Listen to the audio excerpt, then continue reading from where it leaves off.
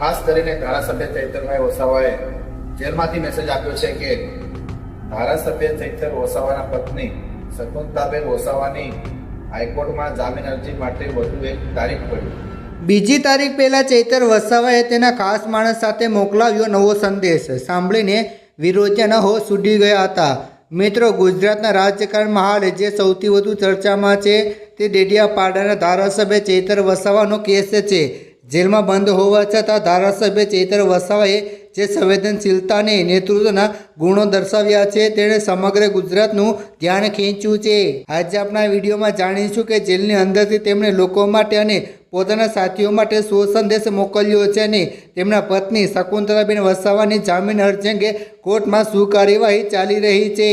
મિત્રો, સૌથી મહત્વની અને ચર્ચાસ્પદ બાબત એ છે કે ચૈતર વસાવાએ પોતાની મુક્તિ પહેલાં પોતાના સાથીઓની મુક્તિને પ્રાધાન્ય આપ્યું છે। મળતી માહિતી અનુસાર ધારાસભ્યએ જેલમાંથી સ્પષ્ટ સંદેશ મોકલ્યો છે કે પહેલાં મારી સાથે જે ખેડૂતો અને અન્ય સાથીઓ જેલમાં બંધ છે તેમના જામીન કરાવો, મારા જામીન તો છેલ્લે કરાવજો।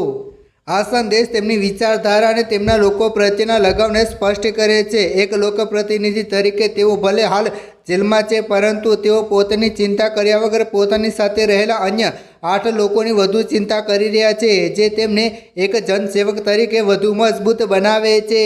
ડેડિયાપાડામાં વન વિભાગના કર્મચારીઓ પર થયેલા હુમલાના કેસમાં ધારાસભ્ય ચૈતર વસાવા, તેમના પત્ની શકુંતલા વસાવા અને અન્ય લોકો હાલ જેલવાસ ભોગવી રહ્યા છે।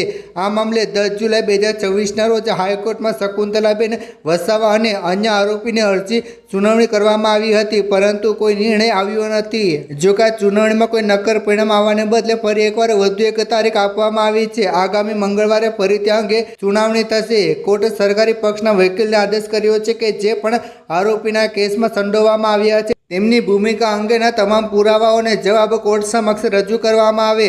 હવે જોવું રહ્યું કે મંગળવારની સુનાવણીમાં શકુંતલાબેન વસાવાને તેમના સાથી ખેડૂતોને જામીન મળે છે કે કેમ। ચૈતર વસાવાની લોકપ્રિયતા અંબાજીથી લઈને ઉમરગામ સુધીના આદિવાસી સમાજમાં ખૂબ જ મોટી છે। માત્ર ગુજરાત જ નહીં, પરંતુ મહારાષ્ટ્ર, મધ્યપ્રદેશ, રાજસ્થાન અને ઉત્તર પ્રદેશ સહિત કુલ 6 રાજ્યોમાંથી તેમના સમર્થકોમાં આવેદનપત્ર આપવામાં આવ્યા છે। તેમના સમર્થકોનું કહેવું છે કે જે રીતે તેમને હેરાન કરવામાં આવી રહ્યા છે તે તેમને વધુ મજબૂત બનાવી રહ્યા છે।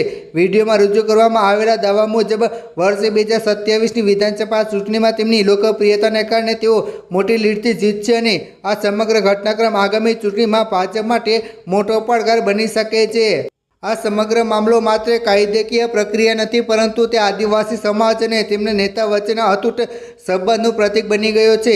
ધારાસભ્ય ચૈતર વસાવા જેલમાંથી જે પ્રકારનો સંદેશ મોકલી રહ્યા છે તે તેમના વ્યક્તિત્વને મસીહા તરીકે લોકોની નજરમાં વધુ ઊંચો કરી રહ્યો છે। હવે નજર માત્ર આગામી મંગળવારે થનારી કોર્ટની કાર્યવાહી પર ટકેલી છે।